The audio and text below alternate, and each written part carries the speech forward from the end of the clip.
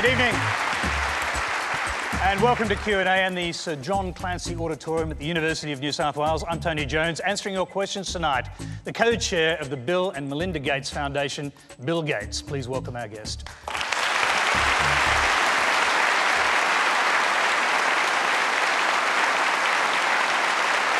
Thank you. Well, because Mr Gates was only in Australia for 14 hours, tonight's program is the first ever pre-recorded Q&A. As usual, it's being simulcast on ABC News 24. And though we won't be able to answer your Twitter questions, we would like to see your Twitter comments published on the screen. So please join the Twitter conversation now with the Quanda hashtag. Well, Bill Gates is the world's most generous philanthropist. He made billions as the co-founder of Microsoft, the company which led the way in personal computing and changed the way that we all work and live. He's now, on and off, the world's richest man, and he's established the Bill and Melinda Gates Foundation with the intention of giving away most of his wealth by targeting billions of dollars at health and education projects around the world. He's visiting Australia to convince Australians to continue and to expand our aid program. And he joins us tonight as a guest of the University of New South Wales and the Pacific Friends of the Global Fund. We have an audience here of 900 students, graduates and guests, and they've got a lot of questions, so let's get started. Our very first question tonight comes from Betty Zeng. Hello, Mr. Gates. It's really exciting to meet you in person. My question is, so you mentioned that your friend Warren Buffett once gave you some really great advice on philanthropy. He said, don't just go for the really safe projects, take on the really tough problems. What would you say is your toughest project that you've faced in your foundation?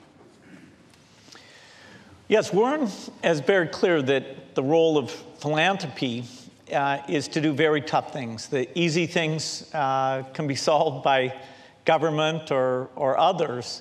And I'd say the most difficult thing we work on is improving the United States education system. You know, the idea of how do you measure teachers, how do you give them feedback, how do you help them develop, how do you make sure there's the right incentive system around that. Very little's been put into that, and yet if you could make the teachers significantly better, the impact on equality, the impact on where the country would go would be pretty phenomenal.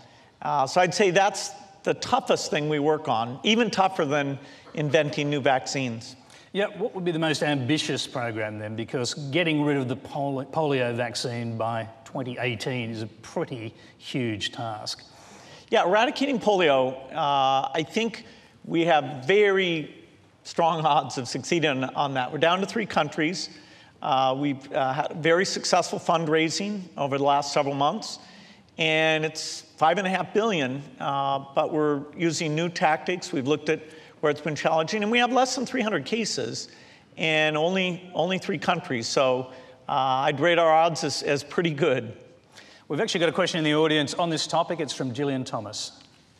Mr. Gates, polio survivors need special services because of post-polio syndrome and polio's late effects. Countries rarely provide these services and survivors are ignored. In Australia, most of the 400,000 polio survivors are excluded from our new National Disability Insurance Scheme, and Polio Australia is without government funding. No one will celebrate polio's eradication more than polio survivors.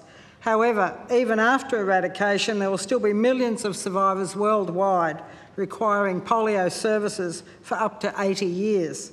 What strategies will get governments to shoulder their responsibility and fund essential post-polio services? Well, you're absolutely right that polio syndrome and challenges and all sorts of disabilities are very important issues.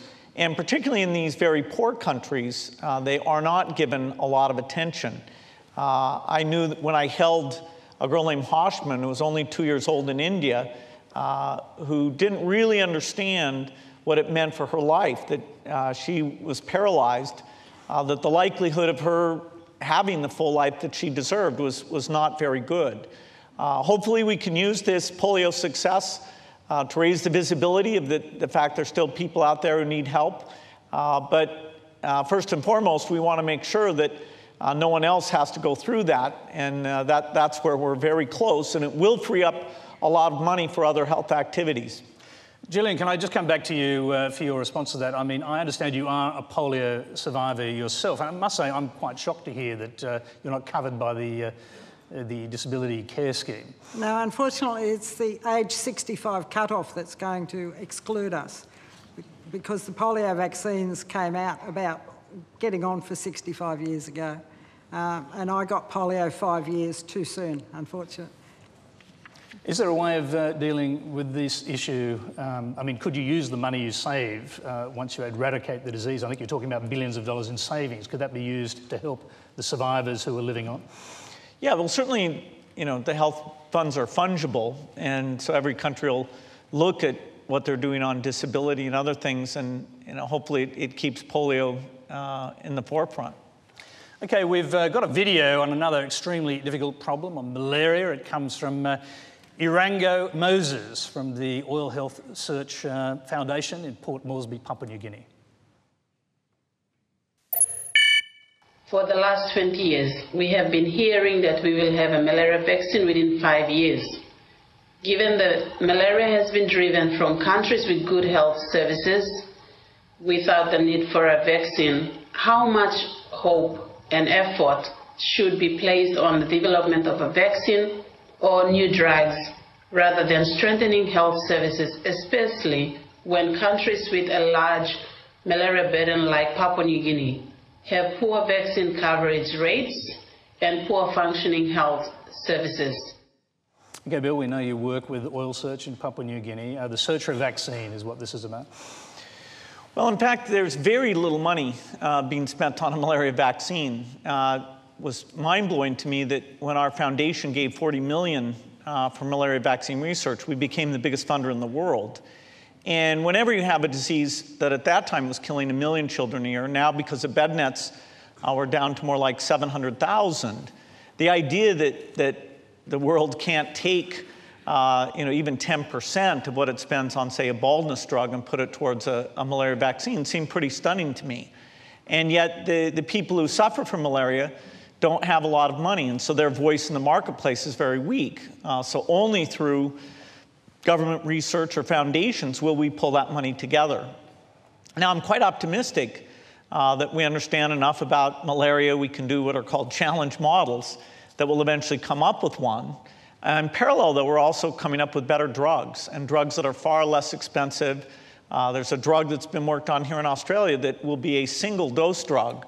And so the compliance, the need to come back to the health service and take the multiple doses, the side effects will be eliminated. So a lot of the innovation lets you do delivery even in very tough places, where PNG is one of the toughest places to deliver health interventions. Okay, we've got a lot of questions to get to. The next one comes from Charlotte Regan. How justifiable do you think it was for the federal government to blame a lack of predicted revenue for delaying their anticipated increase in foreign aid? Well, the key thing I see is the incredibly positive impact of foreign aid. If we look at how we're saving children's lives, getting reproductive health tools out to women where they choose to have less children voluntarily, improving seeds so that farmers can grow enough for their kids to eat, to have the nutrition to succeed at school, it's phenomenal. And yet, because these programs are far away, a lot of people don't recognize the impact of what even 0.5% can do. And so Australia is to be thanked for the fact that its aid budget has gone up. And in a sense, the sooner you get to 0.5%, the bigger impact you're going to have. So I was disappointed at the delay, but the trend is still pointing in the right direction. We've heard your diplomatic answer to this a few times today, but I understand, in truth, you were pretty angry when you heard that Australia was shirking its promise to actually do this. Is that true? No, I don't tend to get angry. I don't think that's very constructive. I think if people could all visit, it would make a difference. And that's why those who do get a chance need to come back and witness it and make people feel good about what's being done. Certainly the world economy is such that all these development budgets are under pressure. In fact, the deficits and debt levels in other countries are very, very high, and yet some of them, like the UK, are continuing to make very significant increases, moving up, in their case, to 0.7%. And it's always significant when someone of your stature comes to persuade our leaders behind closed doors. Now, you're known as a mathematical genius. Given Australia's electoral math, how important was it that you came to see Tony Abbott? Well, I'm not a pollster, and I saw both parties at length today. But we know you can add up, and so can most of the people in this room. And the strong likelihood is he'll be the Prime Minister by the end of this year. So I'm wondering, behind closed doors, did you get a commitment from him? Well, I spoke as somebody with expertise. I'm not an Australian voter, so I don't get to ask for things. But these are things where I've taken, the money that I've earned and decided to get behind them. And so whenever you have a management mentality, hearing from a business type person why they think this is the very best way to spend money, I think, a little bit you realize, hey, it's not soft thinking. It's not just that these are sad causes, it's because of the real change. And was he receptive to your arguments? He couldn't have been nicer. Yes, okay. He's a politician. The next question. Well, I didn't ask him to write a check or anything. Perhaps next time you could. All right. Well, the government in power did announce today an extra $80 million for polio, which is absolutely phenomenal. Yeah. Okay.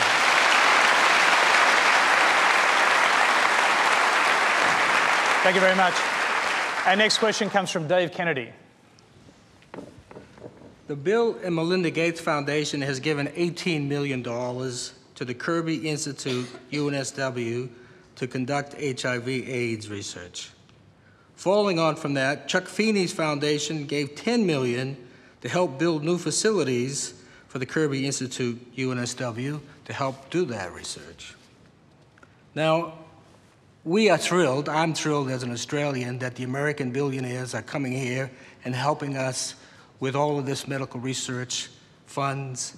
It's very difficult here. Malaria, tuberculosis, HIV, but particularly for HIV/AIDS.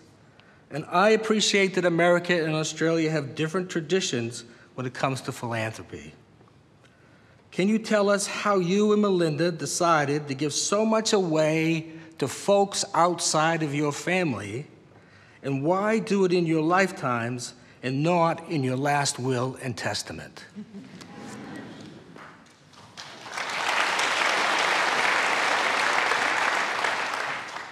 Well, Chuck Feeney, who you mentioned, is one of the great philanthropists of the age, and I encourage everybody to look at his example. He's pretty much given away 99% of his money to phenomenal things, and it's really a great example that both Melinda and I have learned from. When you're lucky enough to have substantial wealth, what are the possibilities? You can build a pyramid. You can have 400 people fan you. There's kind of a limit to consumption, and so then you have to say, what do you feel? What are you affiliated to? What really counts for you? If you feel like you're a citizen of the world and you want to help all of humanity, then you think, where is the greatest injustice? And I think a mother having to bury a child, or having that child have so much sickness that their brain never develops, so they can't learn, they can't contribute in any way. That was a tragedy that Melinda and I decided to learn about and see, were there some miracle interventions, sort of the equivalent of the microprocessor personal computer that could be created. And so in doing that, we fund scientists all over the world. In fact, this year, we'll fund here in Australia about $40 million of science for health and agriculture. And that's done strictly on whoever does the best work in the world is who is going to end up getting that money. And so it's a real testament to the quality of the science in Australia that a lot of that happens. Bill, at the core of that question was another question, I think, and that is why Australian philanthropists aren't stepping up to the mark. 2 Americans named there. We don't hear a lot about Australian philanthropy. Are our billionaires too greedy? Well, I don't think philanthropy should be promoted just to make people feel bad or anything. I think when people see examples and they see that it can be done well. And it's uncomfortable at first because it's different than making money. The business you make money in, you're good at. You understand the metrics. You've seen it at work. And so when you make the transition to start giving away, you feel, very naive. And of course, charity, it's very hard to get it right. I do think philanthropy all over the world is on the increase. I think that's true of all levels of wealth. I think the idea of people who do philanthropy getting together and talking about what we do well, what's gone wrong, I think there's some value to that. We've got a global group called the Giving Pledge that is now international. Andrew Forrest is a member of that. I think all of that will encourage more people to come in, but they should do it because they are passionate about something, because they want to be philanthropic. And I don't think you can take it with you, so what's the alternative? Okay, let's move on. Our next question is from Grace Delfendale. Hi, Mr. Gates. First off, it's a great privilege to be here, to be able to hear you talk today. My question is that recent quotes from Pope Francis has shown that he believes that the cult of money has made life a misery for millions of people, and that capitalism has created a tyranny. As a person who has benefited greatly from capitalism, but has also used this in so many fantastic ways, what would your response be to this? Well, my response is that if you look at life over the last 200 years or 50 years or any reasonable period of time, life has improved incredibly. If you think about the treatment of women, if you think about the treatment of gay people, if you think about children dying, 200 years ago, 40% of all children died before the age of 5. People didn't have a chance to learn to be literate and to read books. Average lifespans were less than 40 years.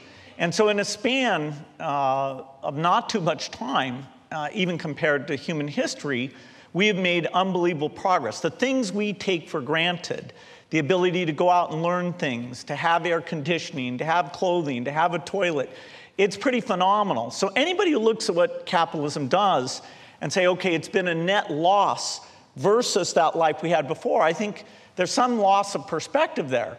I don't claim capitalism is perfect, but the era of time in terms of human rights and the quality of living, that's very clear. We should work to make it better, to deal with those imperfections. But no, capitalism, the broad system we're in, which is mixed capitalism government, has been a great blessing to humanity.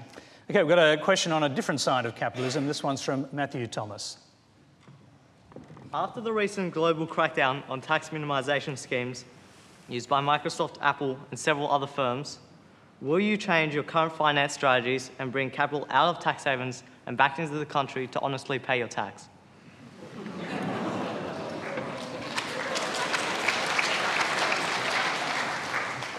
I hope I heard that. I could repeat it for you. Yeah, I'm one of those rare people who's actually for taxes. I paid over $6 billion in taxes in the United States gladly. I feel like the services I get from the government are extremely worthwhile. And all those tech companies, as far as I know, are absolutely following all the rules about taxation.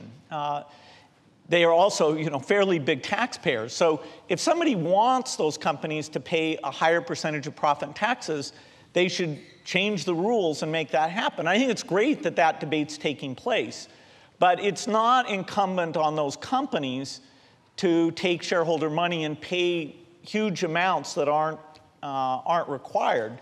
You really need to have the rules say what the mechanism is if you want to make that a greater source of tax collection. According to the Senate committee who are looking at this, and they accused Apple of being one of the biggest tax dodgers in American history. I mean, according to them, these tax minimization schemes are not ethical. They may be legal, but they're not ethical. And in Microsoft's case, they saved $4.5 billion over a couple of years of money they otherwise would have paid for taxes to pay for health and education and so on. Do you think that's justifiable? I think in a system of laws, it's very important that if you follow the laws, that you don't have some other second standard. I mean, for somebody buying shares in a company, say Google or something like that, do you expect them to just go and write checks for tens of billions? I mean, the people who write tax laws are the ones who should decide what things are, and there shouldn't be some separate story about what's ethical as opposed to what's the law. So it's okay to look for loopholes so you pay less tax if you're a big corporation. That's what they're being accused of. Well, the idea that taxes that you do on income outside the United States, that's not a loophole. I mean, it's a well-known, it's a fact about the US tax system. It's actually fairly unusual that we actually compute your extraterritoriality tax and that at some point we say we'll tax it. The thing that's interesting is the European countries are going to look at this and realize that they don't even see the extraterritoriality piece of this thing. But this is not a morality play. This is about the laws. You know, if people want taxes at certain levels, great. Set them at those levels. Those companies, you know, will be glad to comply to any of those rules. Okay, let's move on. You're watching a special edition of Q&A. We're talking to Bill Gates. The next question comes from Anthony Liang. Hi, Bill. You named Susan Cain's The Power of Introverts as one of your favorite TED Talks. My question for you is, how have you managed to succeed in a predominantly extroverted world? And how can the education system, with its increasingly extroverted ideals, harness the positive features of the introverted personality? Well, I think introverts can do quite well.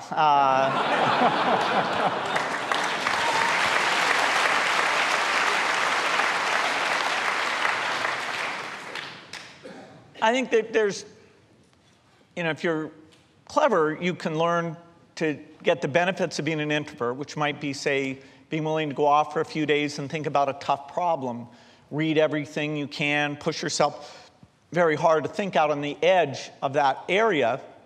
And then, if you come up with something, if you want to hire people, get them excited, build a company around that idea, you better learn what extroverts do. You better hire some extroverts. Like Steve Ballmer, I would claim is an extrovert, and tap into both sets of skills in order to have a company that thrives both as in deep thinking and building teams and going out into the world to sell those ideas.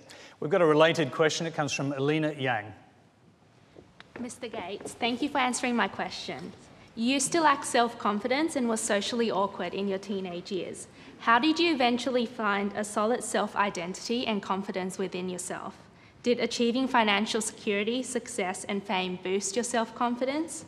What drives and motivates you to get up every morning? And more generally, how can the average person figure out their driving force and their inspiration and passion? Well, I think having some self-confidence is different than finding your passion. From a young age, ideally, you'll have adults in your life, preferably your parents as part of that, some of your teachers, people around you who like you and they're behind you and they'll back you no matter what goes on. And that gives you enough confidence to go off on a quest. And during that quest, you try different things out. If you're lucky when you're very young, you find something you're passionate about. I did when I was 13 years old. I found computers and software. It took me another 5 years to figure out that was my life's primary work. But that's a lucky thing. Other people, you know, get out into their 20s or even later before they find what they're passionate about. But proceeding with a certain set of self-confidence, that there are people who care for you, you care for them, that you succeed in their eyes by your how you treat them. I think that's pretty basic, and it gives you the platform on which to try out new things, to fail. You know, at first you're not going to succeed in various things. So self-confidence is primary, and then finding your passion is an adventure, a quest that may take time, and it may switch over the time of your life. But those deep relationships will let you pursue it with vigor. I don't want to bring us down a peg or two, but is it true you spent 2 weeks working up the courage to invite a girl to the school prom? I don't know how long it took me, but she did turn me down. Okay, our next question is from Rita Dar. Mr. Gates, affordability of medicine is one of the key issues facing many of the poorest people in societies across both the developing and the developed worlds. One of the catalysts is the long-term patents issued to pharmaceutical companies that at the end of the day operate for profit. As an astute businessman, an innovator, and a philanthropist, do you believe that such mechanisms are critical to drive innovation in the field of medicine? Or are they simply market-distorting mechanisms that help create monopolies? If patents are indeed necessary or indispensable, what needs to change in the system to make medicine accessible to those who need it the most? Well, one of the amazing things that happens is that the pharmaceutical companies, as we're going to them and saying, hey, we need to help out those poorest in the world, they're willing to offer, for these countries, absolutely break-even type pricing. So whether it's drugs or vaccines, the poorest of the world, we are getting out the high-volume medicines to them. In fact, we go to the companies and we offer to take the risk, we do volume commitments, and we're constantly getting those prices down.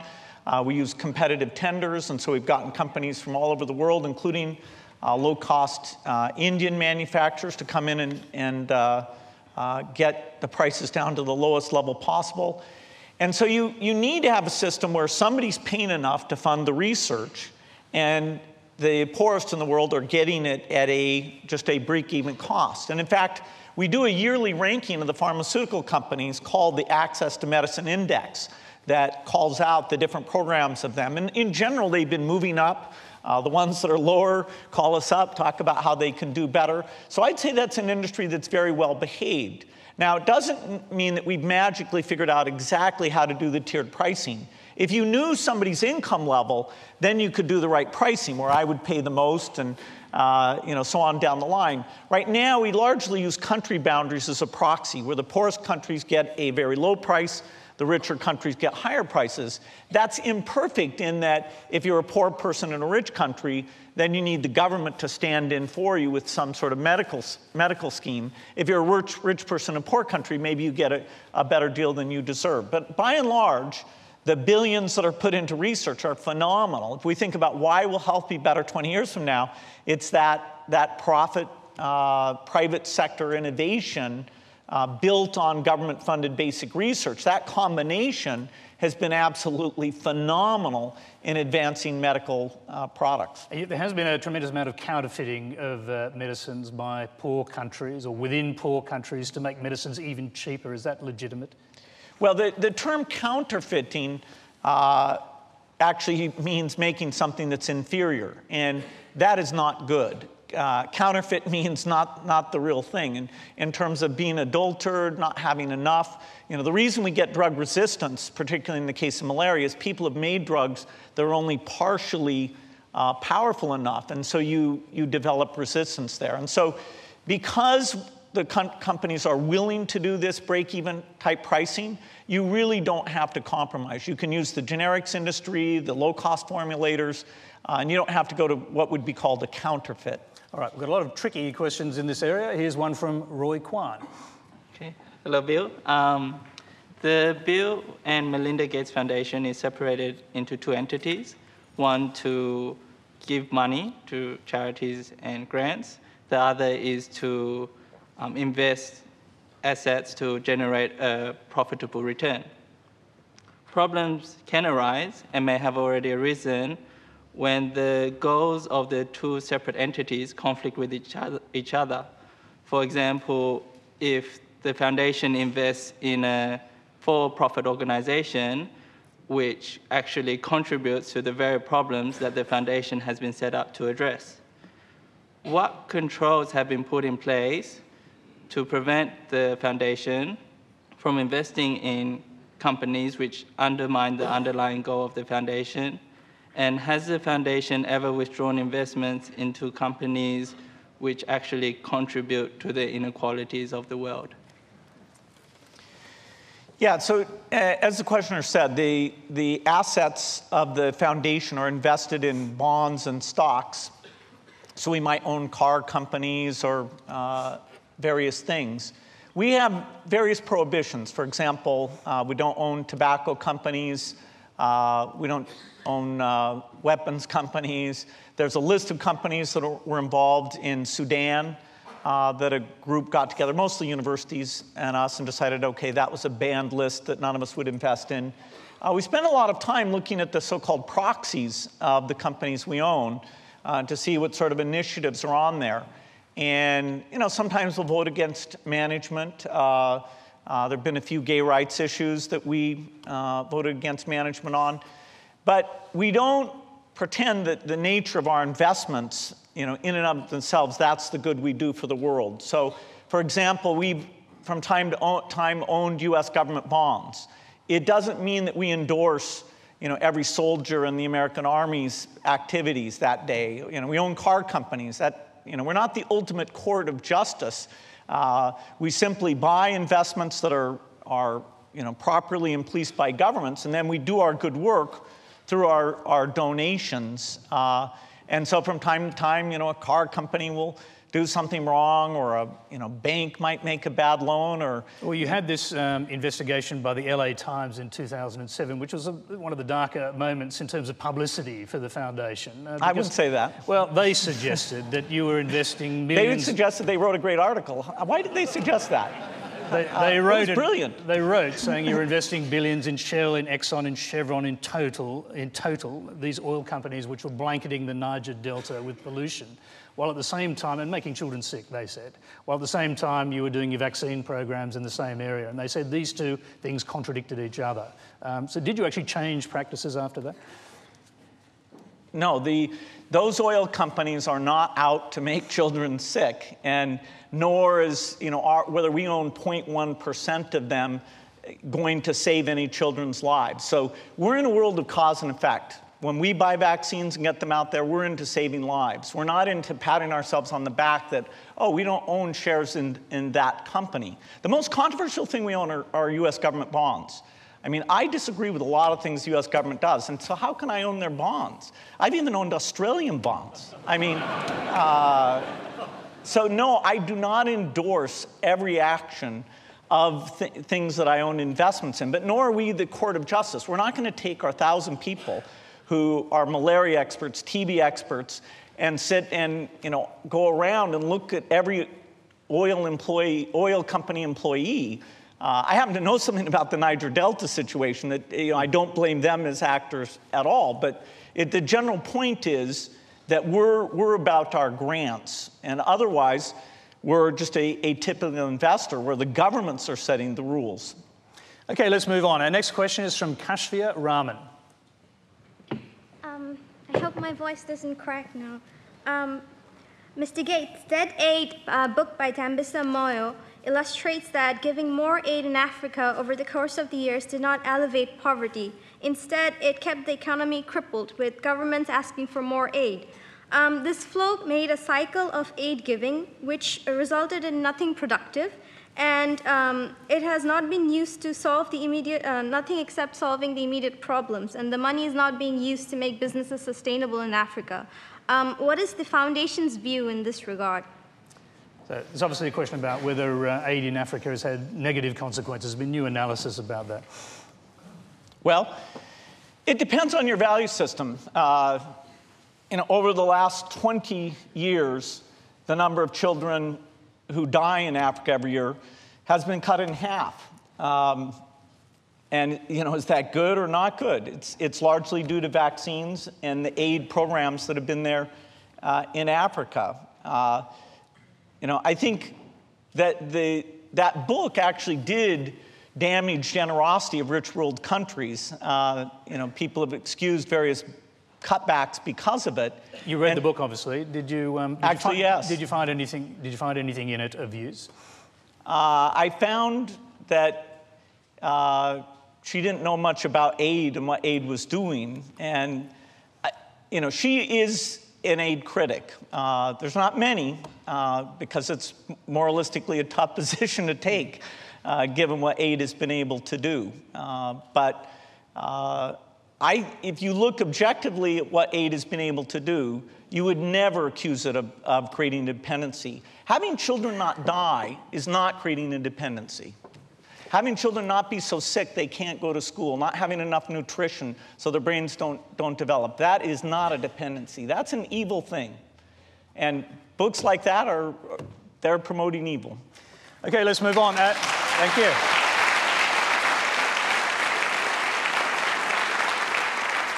Our next question tonight comes from Professor Ian Fraser, whose research led to the development of the HPV vaccine against cervical cancer. Ian.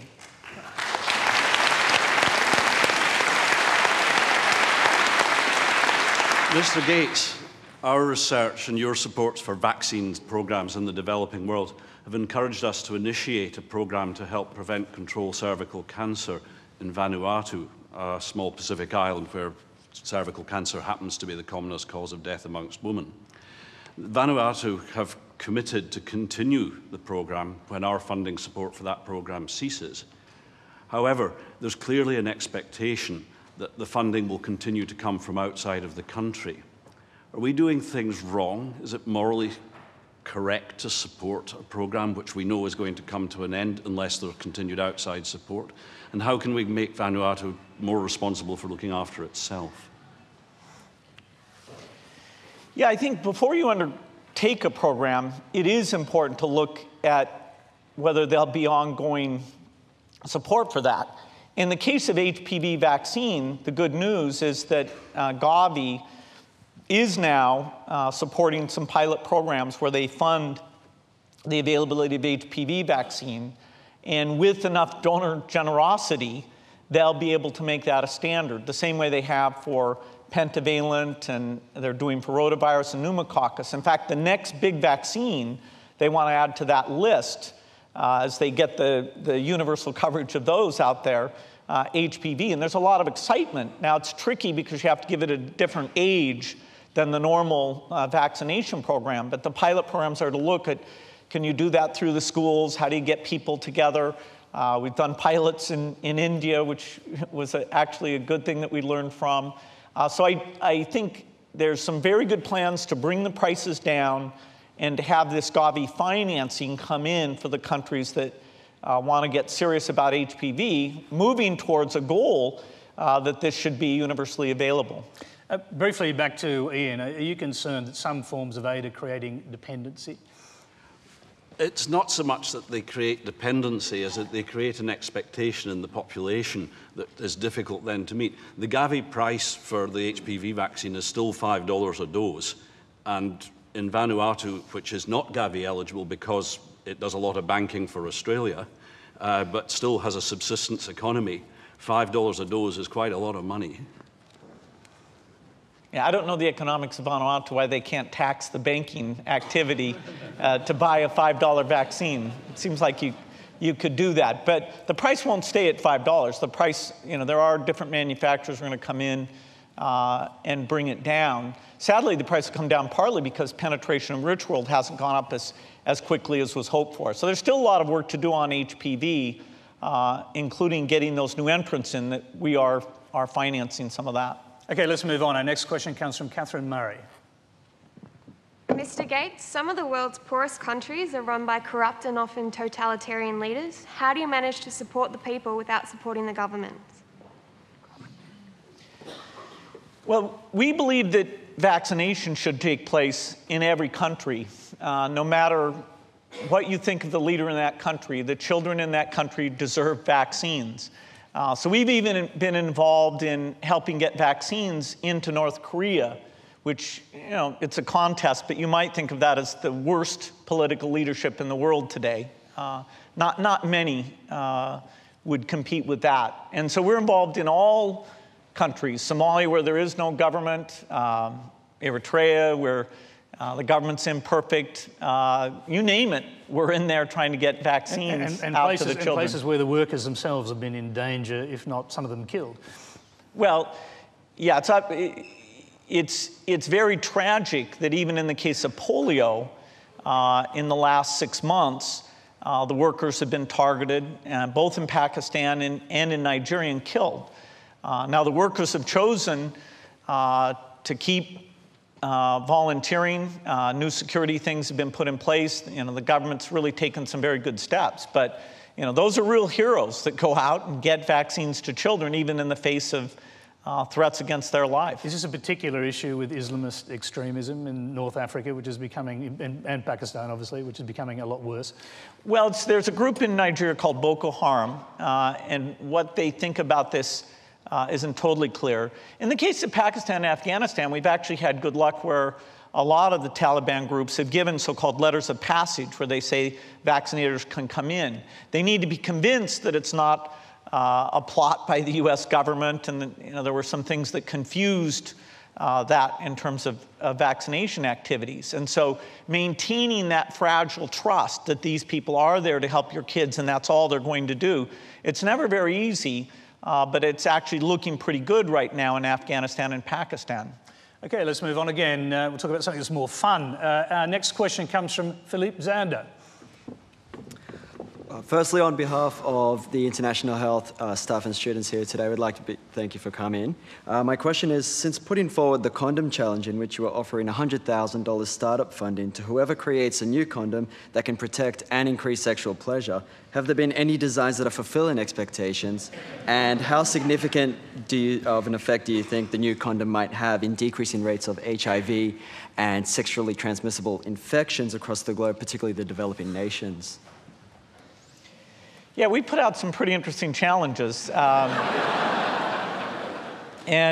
I don't know the status on that one. I think people are still sending in their things. What we do is we ask you to send in, we have new toilets, ways of delivering vaccines, all sorts of places where we're seeking the best ideas.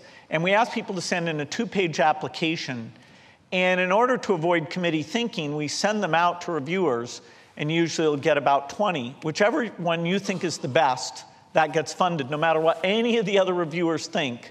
And then you pick your 3 next ones, and then if that's from a poor country, it's automatically funded. Or if it's from a rich country, it takes 3 people to give it their second designation. So anyway, we've been able to finance a lot of pretty wild ideas. How close are you to producing a better condom which produces I don't know. More pleasure? I'll have them get back to you on that. Thank you very much. The next question is from Sam Wood.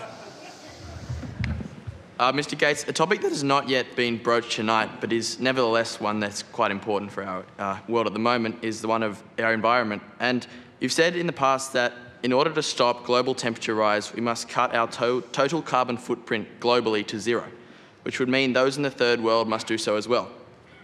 How do you propose to cut the carbon footprint of those who already have the bare minimum in terms of industrial technology, which even now is not enough to properly sustain them? Well, the key is not the CO2 emissions of the third world. If you think of the poorest countries, they're responsible for less than 5% of the carbon emission. And when I say the poorest, I don't mean the middle income. I don't mean Brazil, Mexico, China, Indonesia. I mean the 70 that are the very poorest. And so for them, it's such a small percentage that they should not have imposed upon them that they have to buy more expensive energy. They are the ones who will suffer the most, because it's actually tropical agricultural environments where the heating will cause the most starvation because of extreme crop failure. And so it's incumbent on the rest of the world to get CO2 emissions down. And it's a very urgent thing that requires us to fund innovation, to fund incentives. It's not an immediate problem, but it's a huge problem that you've got to act now to make a big difference. Yeah, there is a global fund, although it's running out of money, for health issues. Should there be a global fund for environmental issues to actually help this process? I don't think a new mechanism is what's required.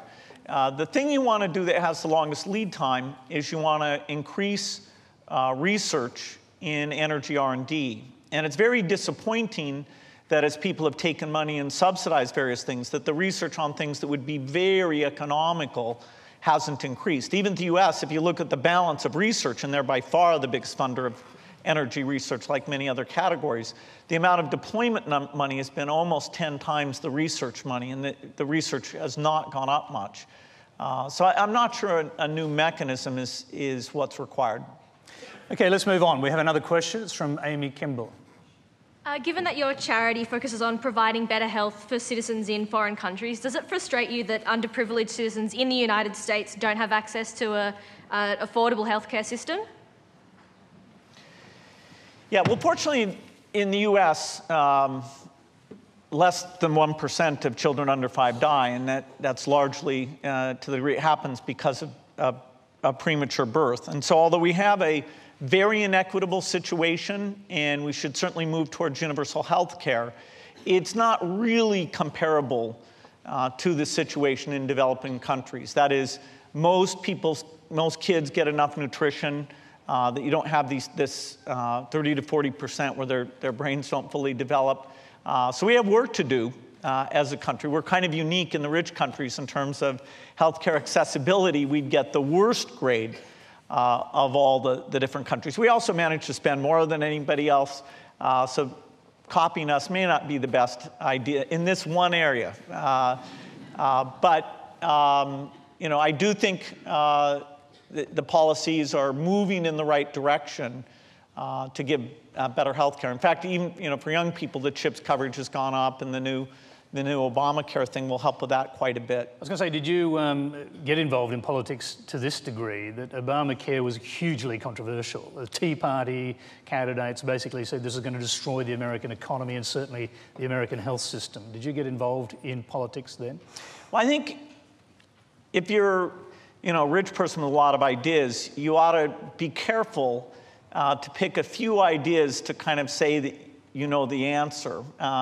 People get tired of listening to you if you think you have answers to too many things. And so the areas that I really have experience are issues related to education, issues related to foreign aid. And so although there are exceptions, I really, when I'm back in Congress, I try to talk to things that I'm working on full time. I know the scientists, I know the numbers. And rich world healthcare is different enough than what I've devoted my life to that I don't go in pretending to have the solution on that. Okay, our next question is from Ben Park. The Australian Indigenous population have a lower life expectancy of about 10 years compared to non-Indigenous Australians. This can be attributed to the disadvantages they face in areas of health, education and employment. These combined factors have led to an intergenerational cycle of disadvantage for Indigenous people. How do you see the best way to break this cycle of disadvantage? Well, you should, it's interesting to think, are there countries who, for their Indigenous population, has done a good job? It's another case where I wouldn't say the US has done a particularly good job. We have some strange things where we let them build casinos in some cases, and then they have so much money, they have the problems of having too much money. And that doesn't work very broadly because the vast population of Indigenous people aren't in those weird privileged circumstances. So, bringing them into a modern culture that requires certain things, having them retain their traditional values, those seem to create a bit of a paradox. I don't know examples, but you should study and say, did New Zealand do it well? Did parts of Europe do it well? Are there any examples of this? Certainly it's a worthy cause in terms of resources, creativity, smart people. Are the schools fantastic in those areas? Why is the healthcare not living up? What are the diseases that are at work there? What you're describing in terms of life expectancy, 10 years is a lot. For a lot of countries, it's more like 40 years or 50 years different, but clearly that should be worked on. Let's move on. You're watching a special edition of Q&A with Bill Gates. Our next question comes from Aryan Jahiri. In an episode of The Simpsons, a character made the following quote about the future when addressing cadets. The wars of the future will not be fought on the battlefield or at sea.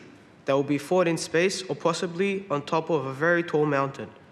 In either case, most of the actual fighting will be done by small robots. And as you go forth today, remember always your duty is clear, to build and maintain those robots. While such a quote is supposed to be satirical, do you think one day robots doing human tasks such as fighting wars will become reality?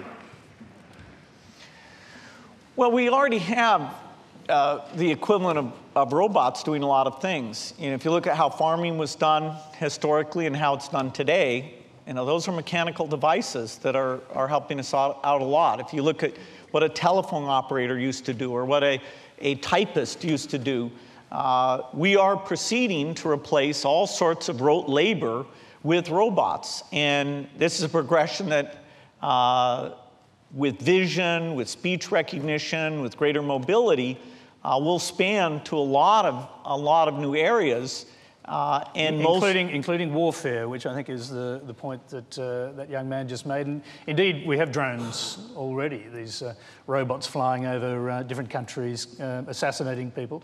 The future, according to futurologists who look at robotics, could be of tiny swarms of insect-sized drones able to infiltrate people's houses and kill them. And do you think about the future? Do you think about these kind of things, how it might look? Well, today we have real insects invading people's homes. It's called malaria, and it actually does kill people.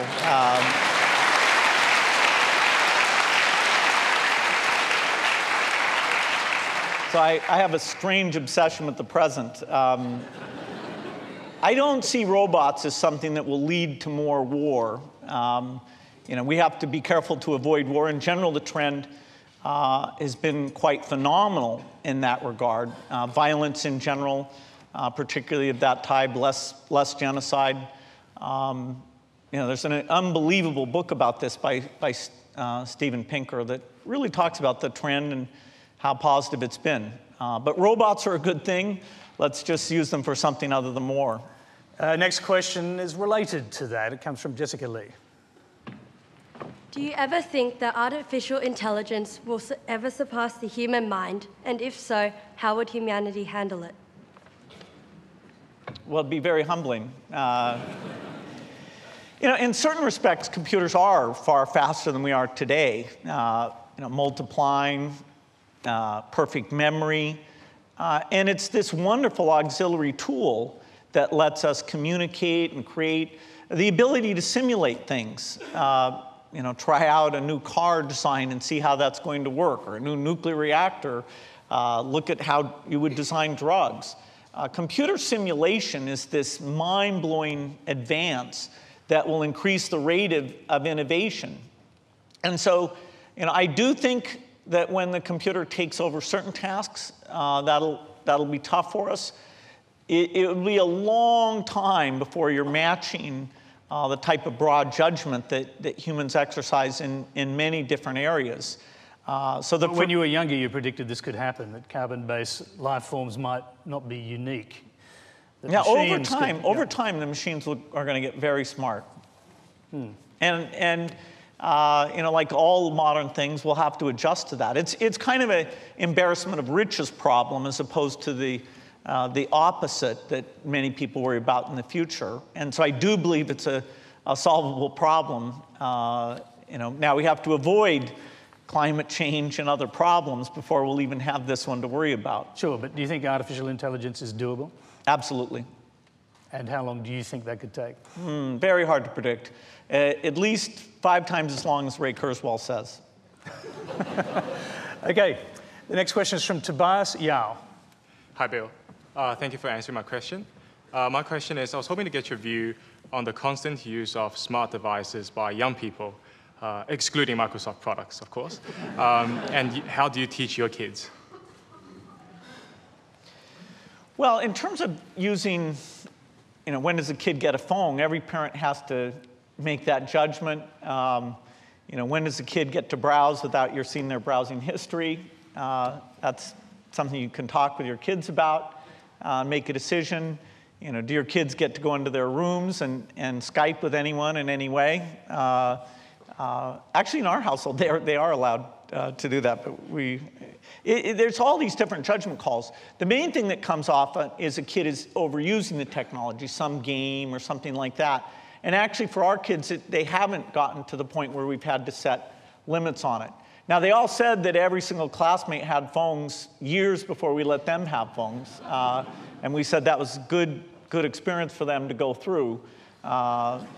So, we're viewed as tough parents in terms of letting the kids have stuff at a young age. And then you teach them how to use it well and, expect them to use it responsibly like anything else. Not surprisingly, there's a bit of curiosity about your family and how that works. Zach Solomon has a question for us.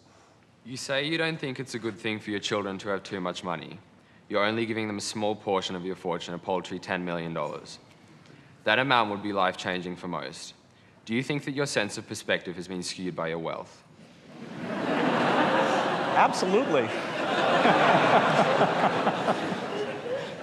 I haven't mowed the lawn for a long time. I forget what it's like. I do wash the dishes every night, so there are certain rituals that are worth maintaining.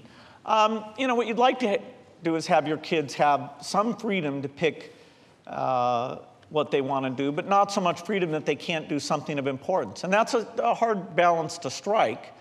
But I do think that having kids receive large sums of wealth actually has been more negative for them than positive, particularly if their friends think that, they think that. I think a kid should grow up knowing that they're going to have to make their own way in terms of finding work, and that they won't be giving out sums of money or just have all the money they'll need. And so far that philosophy has worked very well. I presume you have heard of that robot called the dishwasher. Just doesn't matter. The next question is from Andrew Asfaganov. Mr. Gates, information technology is becoming very integrated deeply into our lives and brings new levels of convenience at the cost of privacy. Does it worry you that this technology will be misused in the future in terms of controlling human activity?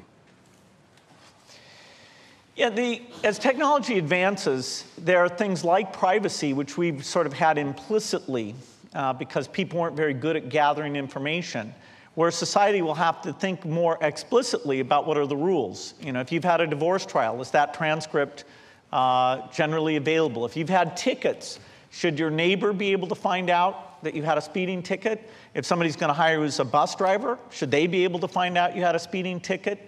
What should your credit card company know? How far back should that go? And these are complex questions. We'll have to make sure that they're obeyed and that the tools work that way. Even questions like, should there be lots of cameras in an urban area? London's chosen to go in a direction where they have lots of cameras. It's actually worked very well for them in terms of stopping crime and improving things. Other cities, including some in the US, have been more reluctant to deploy that technology. And so it is one of the drawbacks against an overwhelming set of positive things in terms of staying in touch, learning, curiosity. Privacy is one of the things we're going to have to make sure we draw the line in the right way. And I think different countries will experiment with different ways of drawing it. When you get terrorists using the technology, you'll tend to say, okay, the state should be able to see a lot. Then when you get periods where that's not happening, then you'll tend to move towards individual privacy. And hopefully we can find a way that we achieve both. You've got time for one last question. This one comes from Andrew Zhang. Hi, Bill. It's a great pleasure to meet you. What are your thoughts on cryonics? Is it something you have personally considered? As a few months ago on Reddit, you mentioned that cheating death is on your bucket list, and you're probably the most viable candidate to beat death. Cheating death is on your bucket list, is that true? No, I'd like to live a long time, but I won't have myself cryogenically preserved or cloned or anything of the kind. Life is a great thing, but you got to make room for the people who come after you. So I won't try and cheat death. Just delay it as long as possible. Well, thank you very much for this hour of your life. That is all we have time for. Please thank our guest, Bill Gates.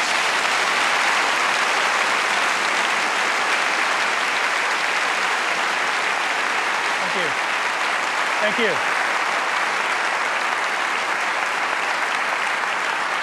Thank you very much. And a special thanks to the Pacific Friends of the Global Fund to Fight AIDS, Tuberculosis and Malaria, and everyone here at the University of New South Wales, including this great audience. Give yourselves a round of applause. You were terrific.